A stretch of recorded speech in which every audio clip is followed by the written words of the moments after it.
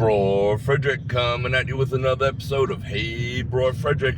On today's episode, we're going to go over some facts and figures. Don't worry, I'm not going to bore you, but I've been saying for well over a year now, cool bike, that the machines here in Las Vegas and Nevada in general are tighter than they've ever been. And today I have statistical proof straight from UNLV to back up my claim.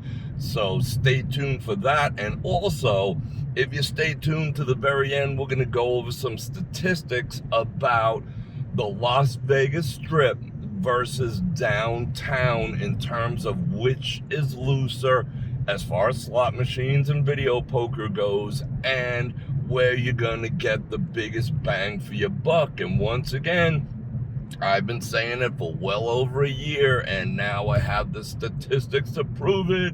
So Bror Fredrik is vindicated. I gotta love it.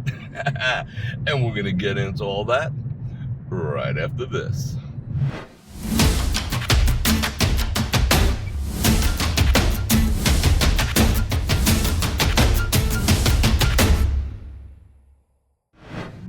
And welcome back. It's a beautiful morning on the Las Vegas Strip. It is 85 degrees. It is finally starting to turn to beautiful weather. It is mid-September. I hope you enjoy the ride, and I hope you enjoy this conversation. But before we get started, I'm going to invite you to like, share, subscribe, and especially hit that bell button so you don't miss an episode and you never miss one of my lives. So here we go with some statistics straight out of UNLV.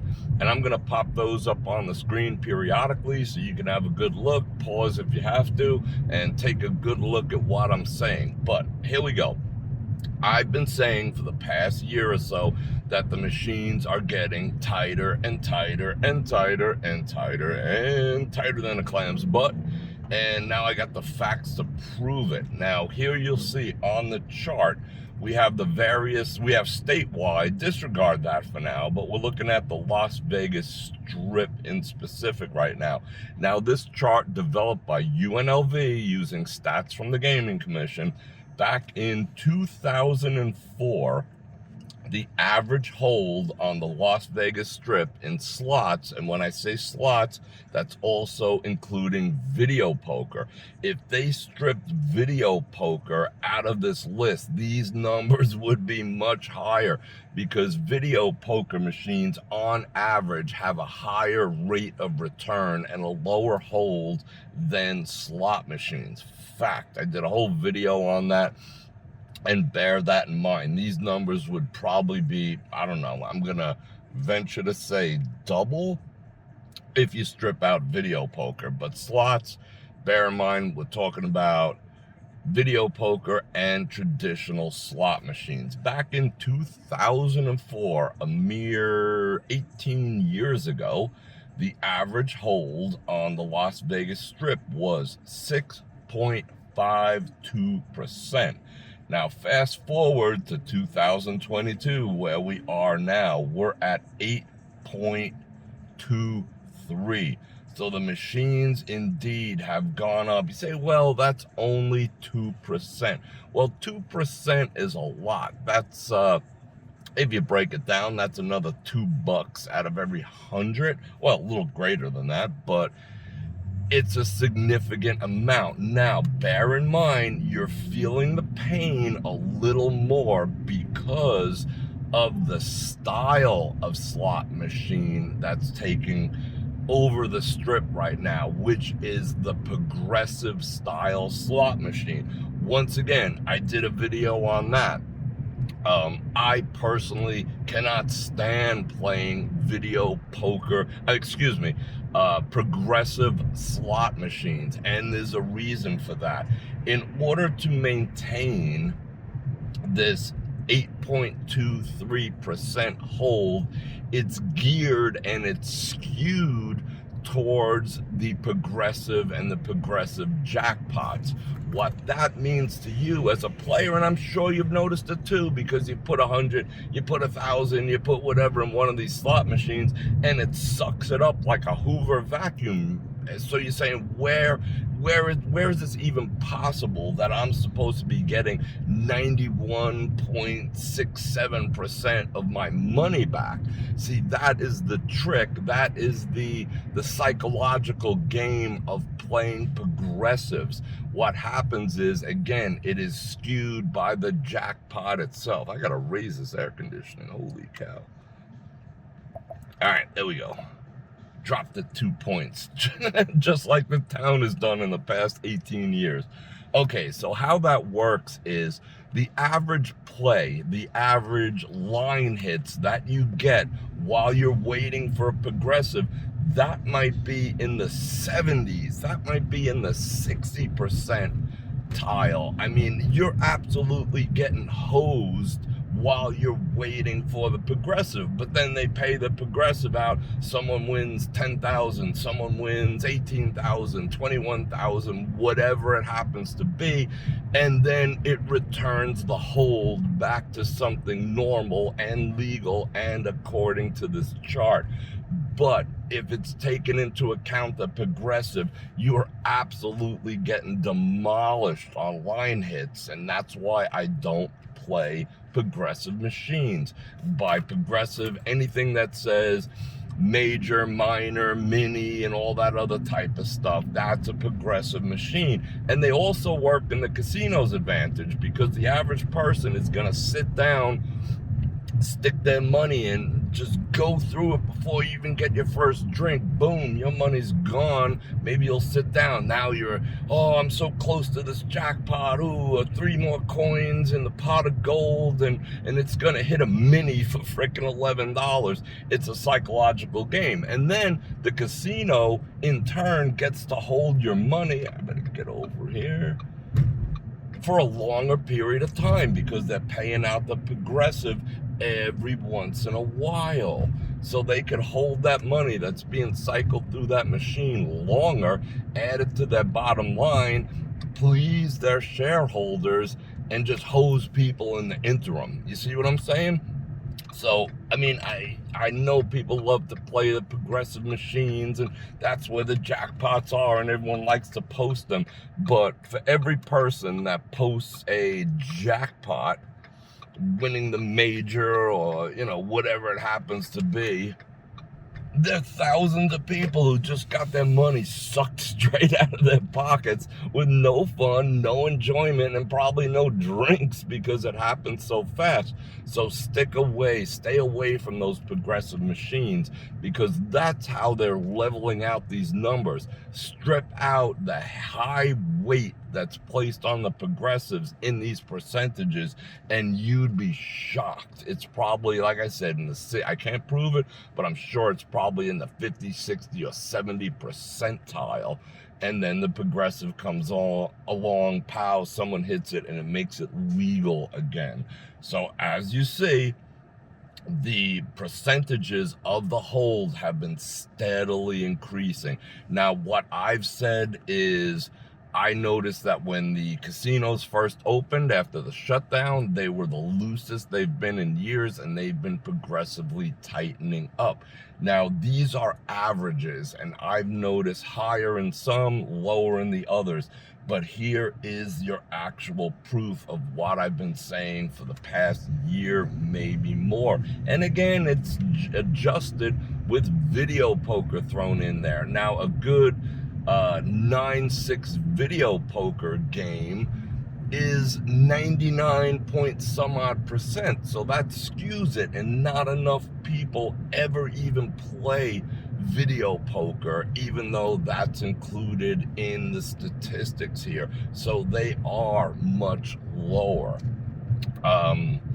What else do we got to talk about here? So just a couple of stats. I know this might not interest everyone, but I feel, like I said, I feel somewhat vindicated that now I can see it in black and white.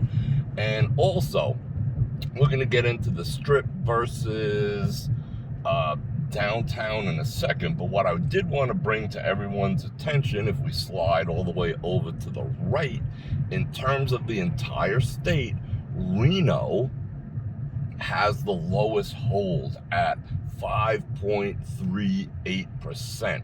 That's almost a full 3 percentage points lower than Lower Nevada over here. What are all these driverless vehicles doing around here? I hope they don't bang us. What up with that? But anyway, so yes, Reno is, for all intents and purposes, the best game in town for the most bang for your buck. Now, are you gonna run up to Reno? I don't know. Reno, to me, it's nice. I love the weather. I love the proximity to Lake Tahoe. That's wonderful. But Reno is sort of like if Circus built a city up there. That's kind of Reno, you know, so people aren't going to go out of their way for Reno, even though the payout is a little juicier over there. No ifs, ands, or buts. Now, down here locally, where are you going to get the most bang for your buck is Boulder, which is like Boulder Highway and, you know, that whole area out east. You know, it's a full 2 percentage points lower on the hold than Las Vegas proper here. Is it worth going out there? Only you can decide. But for the best gaming in town in terms of, you know, hold, what's returned to you, theoretically, that would be Boulder. Now, you stuck around to the very end, and I do appreciate it. So I'm going to drop the knowledge bomb I've been saying for the longest period of time, which is, dun dun dun dun, the Las Vegas Strip is statistically looser than downtown as a whole, and this is your proof right here. And I've been saying it, and people have been like, but hey, Bror Fredrik, you know, downtown's looser. I hang out on the Strip, but if I want to play, I'm going downtown because downtown's looser. You see it all over the internet. Downtown's looser. Go play downtown. Downtown's looser. It's total BS. There was a time where it was statistically looser, and I've been saying this for so long, but the myth, just like random number generators being in all the machines, which is another freaking myth because they're all computer controlled. Random generators went out with dinosaurs, and so did the fact that the Strip is tighter than downtown, that downtown is looser. I have the facts. I've been saying it. I couldn't necessarily back it up, but now I can. Take a look for yourself. Now, it's not huge. I'm not saying it's a huge difference. We're talking about downtown with an average hold of 8.52 and the Las Vegas Strip with an average hold of 8.23. But the most interesting thing that you'll notice is, let's go back to when the town reopened right after the shutdown. Prior to, in 2019, downtown was holding 7.8% and the Strip was holding 8.17%. Let's call it 8.2%. So yes, at that point before the shutdown, there was a slight, ever so slight advantage to playing downtown, almost imperceivable. And remember, it's also skewed by the fact that there's more video poker downtown than there is here on the Strip. So I might be right going all the way back. But prior to the shutdown, yes, they were a minuscule better than the Strip. But see what happened? Once they reopened, they had the largest jack right there. They went from 7.8 to 8.41 as soon as they reopened. And the Strip went up modestly at 8.26. And it's been climbing ever since. So the powers that be in downtown took the opportunity after the Strip shut down and reopened. They said, why should we be the loosest? Let's do whatever the Strip does, you know, let's just level the playing field. Why? And they knew that the perception, in my humble opinion, I could be wrong, I don't know, whatever, you know, would be that downtown is looser, and people would continue to think it was looser because, you know, once something becomes, you know, a trend, a statement, you know, people are just going to stick with it. And then let me get out from behind. I feel like I'm doing advertising for this guy in front of me. Let's get over here. All right. better. Mac King, whatever. So yeah, so they know it's going to be stuck in people's mind. Allegedly, according to me, this is just my opinion, and they decided to go with it. Go ahead, bro, go on over. I'm letting you go. Now he decides not to.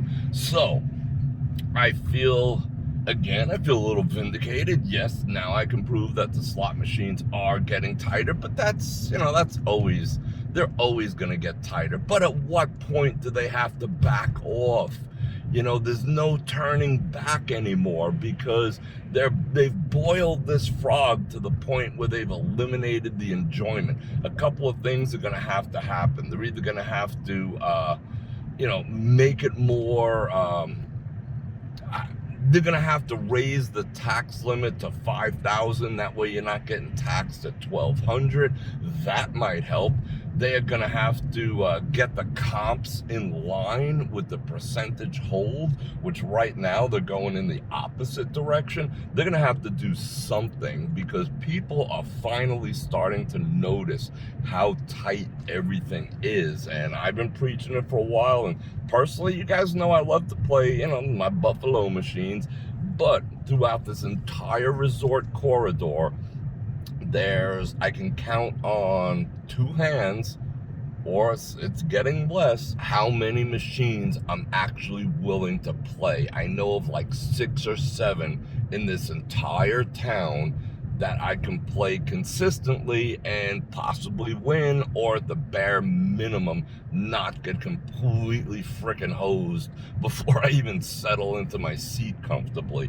And we also had the opportunity to dispel the downtown myth. Now, if you're still into playing downtown, you do you. Go enjoy downtown, because it's about the same. But don't believe you're going to do any better because it's downtown. That is now formally a myth, and it's formally completely untrue.